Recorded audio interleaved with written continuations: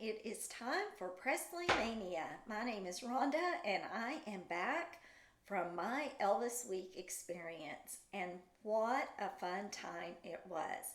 I got to see so many people who actually knew Elvis. I got to talk to a few of them, and I cannot tell you how much I enjoyed my very first Elvis Week. I have been to Graceland so many times, but nothing compared to this experience that I had and the days that I spent there. I know people say that it is incredibly expensive, but there are ways you can go and not spend quite so much money. I went with some friends. We rented a house, a VRBO. We split it. We did not do the expensive VIP tour. We picked and chose which ones we wanted to do. I saw the conversations on Elvis that Linda and Sam Thompson were at. Joel Weinshanker spoke. That is the one Shirley Dew was also at. I did not listen to her, but I did listen to Linda and Sam. I got to hear Larry Geller talk, um, and that was incredible. Listening to Larry was one of the highlights of the week for me. He got on a roll, and that man can talk. And he told some stories, and it was really enjoyable to get to sit and listen to him. I didn't get to meet him one on one like I did some of the others. Some of you may remember the Blackwood Brothers Quartet and the Imperials who sang. The Imperials sang backup with Elvis on a lot of his concert tours and on his albums, records, and whatnot.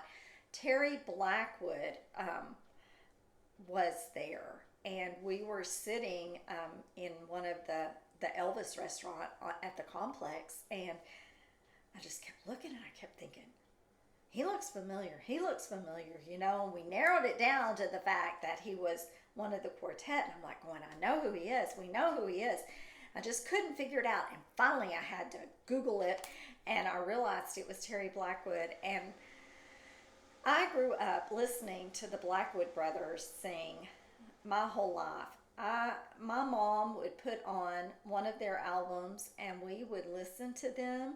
And so it was Terry's dad at the time that was on those albums. Terry later went on and sang, I think he may still sing with the Blackwood some, but he was in the Imperials Quartet.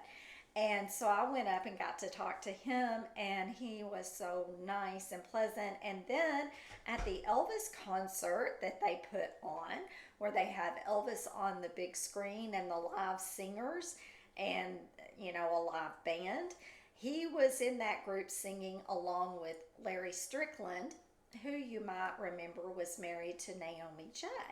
And he also sang with Elvis. So they were live singing, and that was so super cool. I loved it. It was like, eek, I got to meet one of them, and so that was really fun. Jerry Schilling was also at Elvis Week.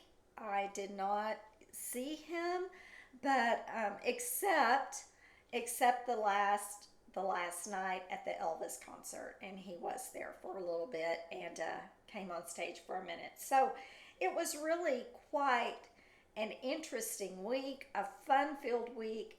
I recommend going if you have never been and you love Elvis. There are ways to do it without spending a fortune. So think about it next year. And if you get a chance and you have an opportunity, I highly recommend it. It was something that had been on my bucket list. I've now checked that off. But guess what? I want to go back next year too. So we'll see how that goes. There were some things I wanted to talk about that I thought were super special. The Vigil, of course, was emotional. To see how they shut down Elvis Presley Boulevard, at both ends, and people are just sitting literally with their chairs in the middle of the street waiting for their turn to go up with their candle to the meditation garden and pay their respects to the family, to Elvis and to his family. Is that was really super cool. I did a live, and I apologize that it was probably not the best video quality on there, but I wanted you all to get a flavor of what was going on. Some of the songs may have been deleted out because there were copyright issues on some of that. So if that video isn't really up to par, so, but just, at least maybe you got a feel for what was happening. I wanted to talk about seeing the Smiths as well, Billy and Joe and Danny. That was really fun. Billy looks wonderful. Looks like his knee replacement surgery has gone well. He was back to his funny self. They were telling their stories and entertaining all of us, and it was just, that was another highlight. Another huge highlight for me was we went to, I know some of you are familiar with Stephen Schutz and Lindell and Rockology. Well, they had a talk, and we bought tickets for that, and they had all of this Elvis memorabilia out there, and you were able to see it. But the highlight was they had a scarf that Elvis wore on stage, and it's signed. It says Elvis Presley. If you go on my Facebook, you can see some of the pictures on there. Anyway, we got to hold it, of course, with gloves. But if you look very, very closely, you can see where he had wiped his face and some of the makeup had come off. And it was just like, oh my goodness, I'm actually holding something that's got his DNA on it. So yeah, I'm a wacko crazy Elvis fan. Hence the name, Presley Mania. But if you think my channel is Presley Mania, you definitely need to go to Elvis Week, because that is the ultimate in Presley Mania I have ever seen. People are there because they love him. They adored him. He meant something to them. We may not, all of us Elvis fans may not agree on every single thing, but the one thing we do agree on is that Elvis was most definitely the best ever, and he has our love and affection always. Then I also want to talk about Joel Weinshanker. He was on Conversations with Elvis, and I was there for that. And I've since gone back and also listened to his talk once again, because there were several things that stuck out to me about what he had to say. Many of you have already know about the Presley for a Day package that they're going to start offering on September 6th of this year. It is a 7-hour tour. The tour consists of 4 people. They are only going to be able to do 2 tours a day. So that would be a total of 8 people get to do the tours, but split in groups of 4. And it is going to include things like golf cart rides. You get to ride a horse around the grounds of Graceland. I'm assuming you're going to be led by someone holding the reins to the horse. They're going to open up one of the stables. It's called Mariah's. What did they call that exactly? It was called Mariah's House. Mariah was Lisa Marie's pony, and that's where she used to stay. She used to stay. And anyway, they are renovating that stable, and they're going to turn it into a restaurant. So part of this Presley for a Day tour includes getting to have a high-end dinner at Mariah's.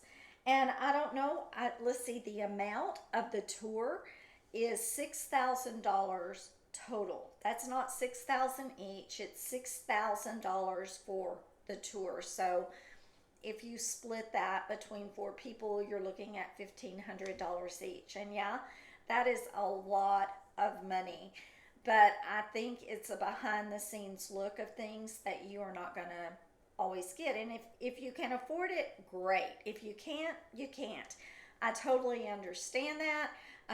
It is a little out of my price range. Maybe if I save for some time, I'll be able to do that. I would love to, because you also get a Graceland after hours tour of the house.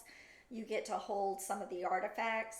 Some of my friends did in fact get to do one of the tours where they got to hold some of Elvis's things, and they got to hold his TCB ring. So how super cool is that? And I've added to my want list, they now make a ladies TCB ring. So it's a little smaller version than the one that Elvis had. And oh my goodness gracious, I want one of those so badly. Of course, it'll have to be a fake, because the real thing would be just way out of my price range. But I'm going to start saving my pennies for that as well. Because once you go to Elvis Week, I am telling you, it just, Graceland gets in your blood to begin with. Every time I go, I just love it. I'm one of those people that when I walk into the house at Graceland, I just kind of want to be off in my own little world. I want to be able to soak it all in. I want to just look at everything, see if there's something I'd missed from the time I'd been there before. I don't know, it's like my own little private world when I walk in there, and there could be 20 people standing near me, but I just kind of seclude myself and I soak it all in, and I eat up every moment and just enjoy the fact that I'm standing in a place that Elvis loved with all of his heart, and was incredibly special to him, and I believe to Lisa Marie as well. Anyway, back to this Presley for a Day. Living is called Live Like a Presley. So Presley for a Day.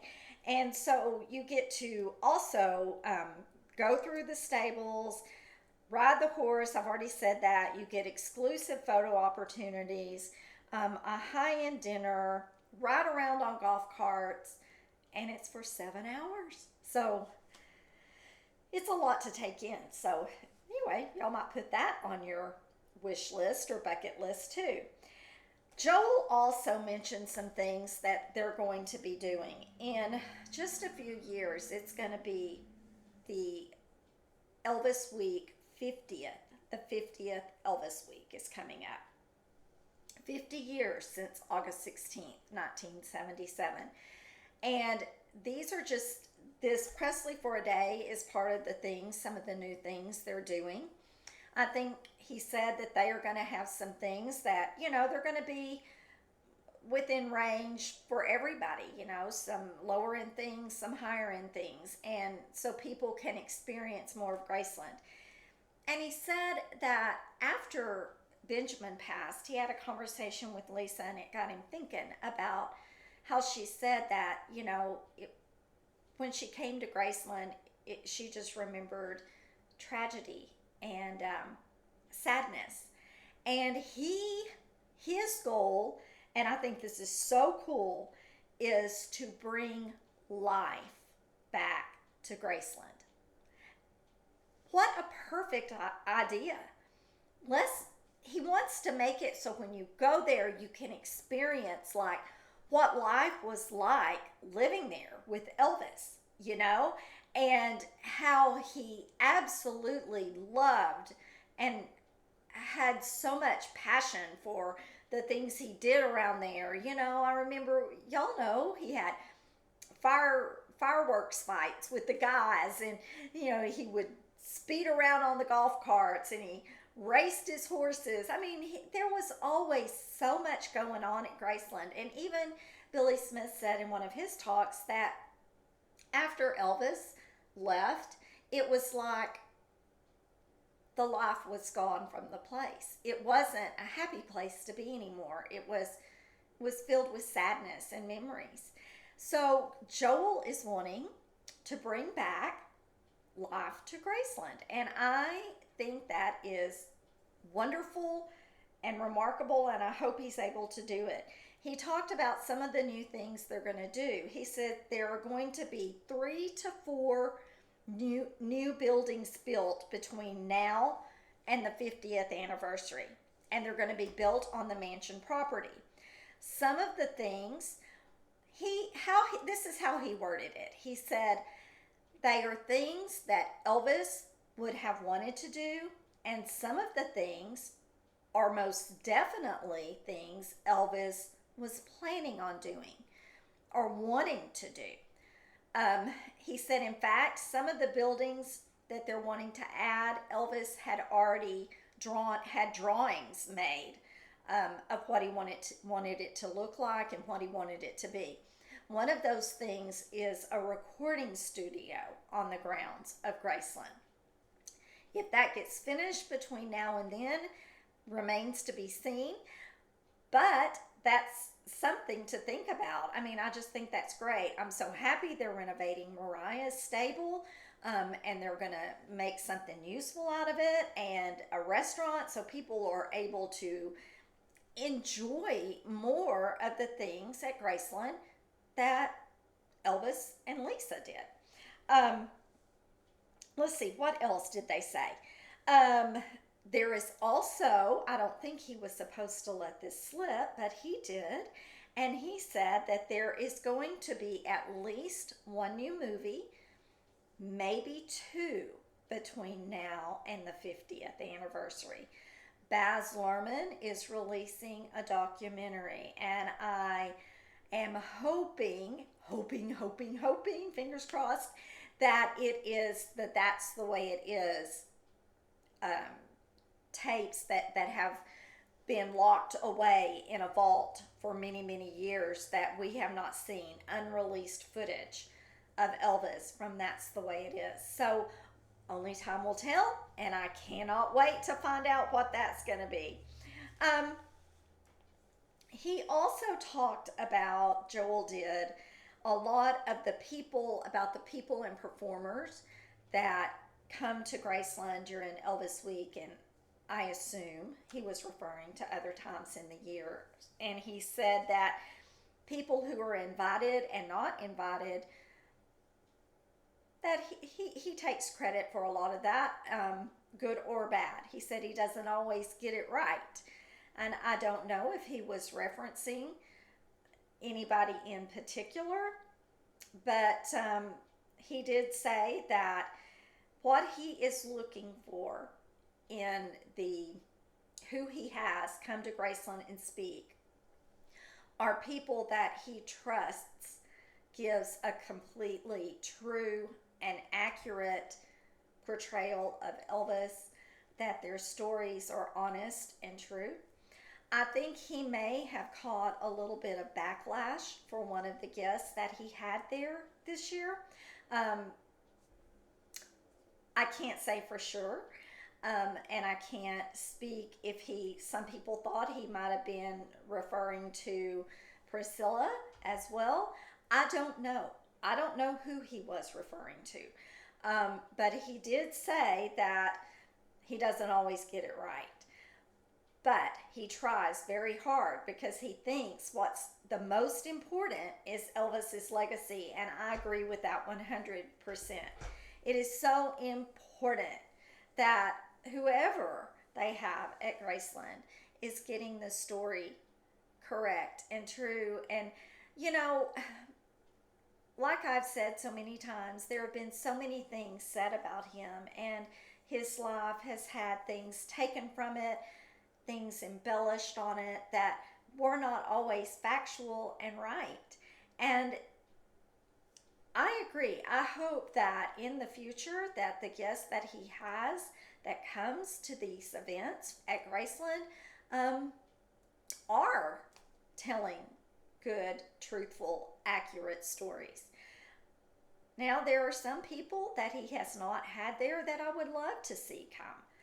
Why they aren't, I guess only he really knows. But, you know, he said that he does receive a lot of emails from folks in the Elvis community, and he said some more than others, um, asking him questions and why this and why that. And he acts like he reads most of them, and may even have conversations back with some of you. I really don't know.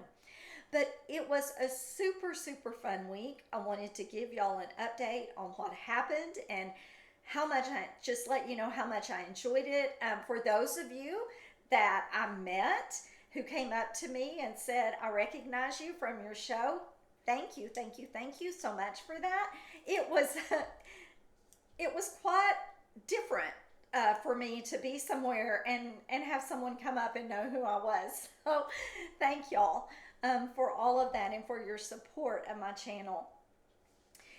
There was one more thing that I want to go over, and maybe next week I'll have more information on this. I don't know. A trial date or a date has been set for the evidentiary hearing between Bridget Cruz and Priscilla Presley. And it's set for November 13th, 2024 at 2:45 p.m. in Orlando, Florida. But there may be a glitch because when I went and looked at papers to see if there was anything going on with the trial, I discovered that Bridget Cruz, her counsel, her lawyers and counsel are resigning. And the reason why is that they are having differences of opinion, and irreconcilable differences have developed between the undersigned law firm and plaintiffs. Law firm being Greenspoon Martyr LLPs. Her lawyer was Jeffrey Gilbert, and the plaintiffs are Priscilla Presley Partners and PBPBK2 and all of those that we've gone through. Virtual Recollections of Priscilla Presley, and on and on and on, and Recollections of Priscilla Presley LLC.